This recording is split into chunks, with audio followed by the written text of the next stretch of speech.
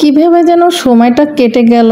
বাচ্চারা যখন ছোট ছিল সময়টা কাটতোই না, এখন বড় হয়ে যাওয়ার পরে সময়টা কিভাবে যেন চলে যাচ্ছে, ঘড়ির কাঁটা সময় থাকেই না। আসসালামু আলাইকুম, সবাই কেমন আছেন? আশা করি সবাই অনেক বেশি ভালো আছেন। আল্লাহর রহমতে আমরা ভালো আছি। তো মেয়েকে নিয়ে আবারও রাজশাহীর উদ্দেশ্যে রওনা দিলাম। সবাই দোয়া করবেন যেন ভালোভাবে যাই পৌঁছাইতে পারি।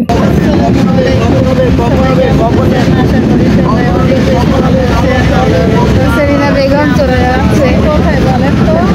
বিবাহ বার্ষিকীর পরের দিনে বরকে ছেড়ে কোথায় গেছে? বরকে ছেড়ে একা একা কোথায় যাচ্ছে? তো যাচ্ছি আমরা ট্রেনে করে।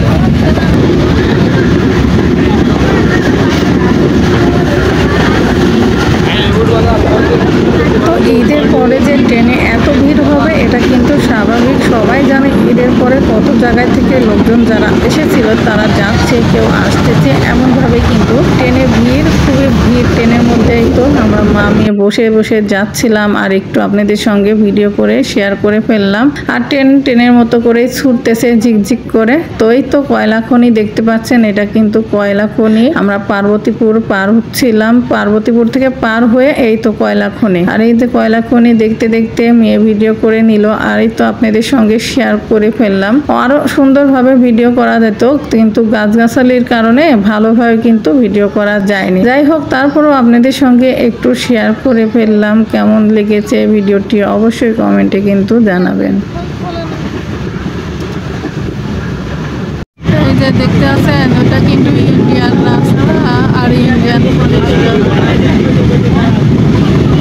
বর্ডার গার্ডরা দাঁড়াই আছে ওই পাশে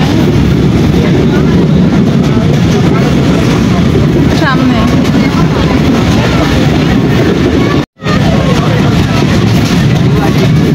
এটা ইন্ডিয়ার পাঁচিল, এটা ওই পাঁচিলটা হলো ইন্ডিয়ার, আর আমরা ইন্ডিয়ার পাশ দিয়ে পার হয়ে যাচ্ছি। দেখতে পাচ্ছেন ইন্ডিয়ার পাশ দিয়ে পার হয়ে যাচ্ছি। ইন্ডিয়ার পাঁচিল, এটা ইন্ডিয়ার পাঁচিল। আর এটা হিলি স্টেশন পার হচ্ছি। আর এই তো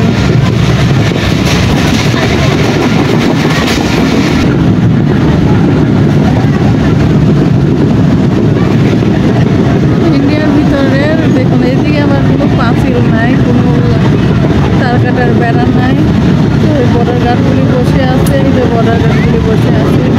তো ইন্ডিয়ার বর্ডার বাংলাদেশের সীমানা ঘিরে, তো আমরা সেটা দিয়ে কিন্তু ট্রেনের ভিতরে পার হয়ে চলে আসতেছি। আর এটা কিন্তু হিলের ভিতরে তো যাচ্ছি। আর চারদিকে দেখুন সবুজ শ্যামল, এই যে মাঠে কি সুন্দর ধান ক্ষেতগুলি দেখতে অনেক ভালো লাগছে। চারপাশে নদী নালা, ছোট ছোট ক্যানেলগুলি দেখতে কিন্তু ভালোই লাগছে। আর গাছের নতুন নতুন পাতা গজাইছে, খুবই সুন্দর লাগছে। পাতাগুলি দেখতে অনেক সুন্দর লাগছে। আর একটু ট্রেনটা কিন্তু স্লো ভাবে আসতেছে, আর এই রোডটা দেখতে অনেক সুন্দর লাগছে। তো আপনাদের সঙ্গে শেয়ার করলাম। কেমন লেগেছে অবশ্যই কমেন্টে জানাবেন। সবুজ মাঠ, গাছপালা দেখতে দেখতে আর এদিকে ছেলের সঙ্গে গল্প করতে করতে ট্রেনের ভিতরে এই তো চলে আসতেছি। সবাই দোয়া করবেন যেন ভালোভাবে যাই, যেন পৌঁছাইতে পারি। আর এই তো প্রচন্ড গরম লাগছে, গরমে কিন্তু একবারে ভালো লাগছে না। তো সবাই দোয়া করবেন যেন ভালোভাবে পৌঁছাইতে পারি। আর এই গরমে জার্নি করাটা অনেক কষ্ট কিন্তু। আর ট্রেনের ভিতরে কেমন ভিড় দেখতে পাচ্ছেন, মানুষের চিৎকার চেঁচামেচি, আর এই তো দাঁড়াই। আর এদিকে কিন্তু খুবই হকারদের অত্যাচার। ট্রেনের মধ্যে কিন্তু যাতায়াত করাটা অনেক কঠিন একটা সমস্যা। আর মানুষ যে দাঁড়ায় থাকবে, দাঁড়ায় থাকার কিন্তু কোনোভাবেই উপায় নেই। তারপরও মানুষের যেখানে যেতে হবে তারা কষ্ট করে হলেও সেই জায়গায় যাইতে হবে, পৌঁছাইতে হবে। আর এই তো বিকেলের সূর্যটা দেখুন কত সুন্দর লাগছে। সুবহানাল্লাহ, আলহামদুলিল্লাহ, অনেক সুন্দর লাগছে। আর এই তো অবশেষে ট্রেন জার্নি করে এসে আমরা ট্রেন থেকে নেমে গেছি আর রাজশাহী স্টেশনে দাঁড়িয়ে আছি। আর দেখতে পাচ্ছেন আমি পুরাই পাগল হয়ে গেছি জার্নি করে আসতে আসতে। তো চেহারার বাজে হাল হয়ে গেছে। তো যাই হোক, এগুলি জিনিসপাতি নিয়ে এখন গাড়িতে উঠবো। আবার অটো স্ট্যান্ডে যেতে হলে কতখানিক রাস্তায় হেঁটে যেতে হবে। যাই হোক, সবাই দোয়া করবেন ভালোভাবে পৌঁছায় গেছে। এখন পর মতো বিদায় নিচ্ছি। আল্লাহ হাফেজ, আসসালামু আলাইকুম।